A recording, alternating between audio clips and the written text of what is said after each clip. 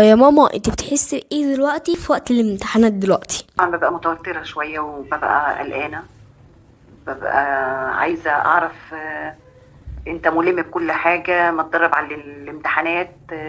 لو في حاجة وقفت قدامك صعبة هتعرف تفكر فيها وتحلها ولا لأ، فده كله بيبقى شاغل تفكيري. وأكتر حاجة قلقاني يا جاسر خطك. يعني أنا عارفة إن أنت شاطر وبتحل كويس، بس أنت ساعات بتختصر الإجابات وده ممكن يضيع منك درجات، وخطك الوحش ممكن برضو يضيع منك درجات. فدول اكتر حاجتين قلقني معاك شويه، قلقني معاك كتير مش شويه. هو يا ماما، هو التوتر ده بيخلي الصوت يعلى؟ اه اوقات ممكن بتبقى مش دايما يعني يا جاسر، انا دايما بتكلم معاك بيبقى فيه لغه حوار ما بيننا دايما، يعني بفضل اقول لك ذاكر، حسن خطك، تأني في الاجابه يا جاسر، ما تختصرش.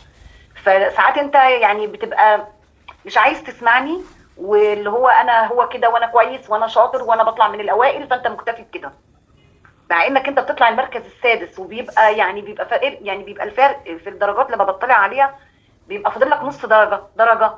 انا ببقى واثقه مليون في الميه ان اجاباتك كلها صح، بس هي ضاعت منك.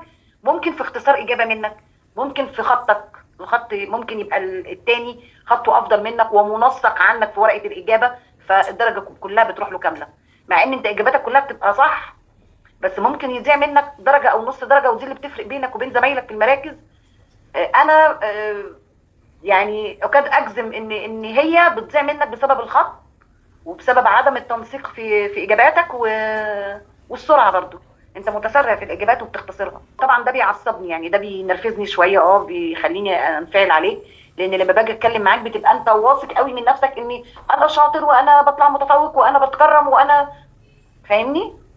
اه انا عارفه كل ده، بس انت برضو عايز الخط يتظبط ويتحسن، تبقى متأني شويه في الاجابات، تكتب الاجابه كامله ما تختصرش، علشان انا مش عايزاك تطلع المركز السادس، انا عايزاك تطلع المركز الاول.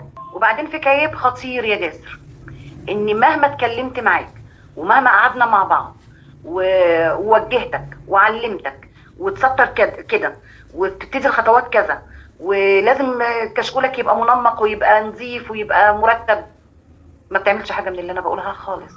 طب انت يا ماما، ايه هدفك من الامتحانات دي؟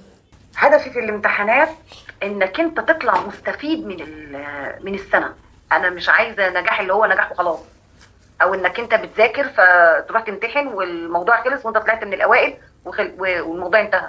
لا، يعني انا في التربيه الدينيه عايزاك تستفيد، طلعت مستفيد ايه، درست ايه، الحاجه تبقى متخزنه في الذاكره.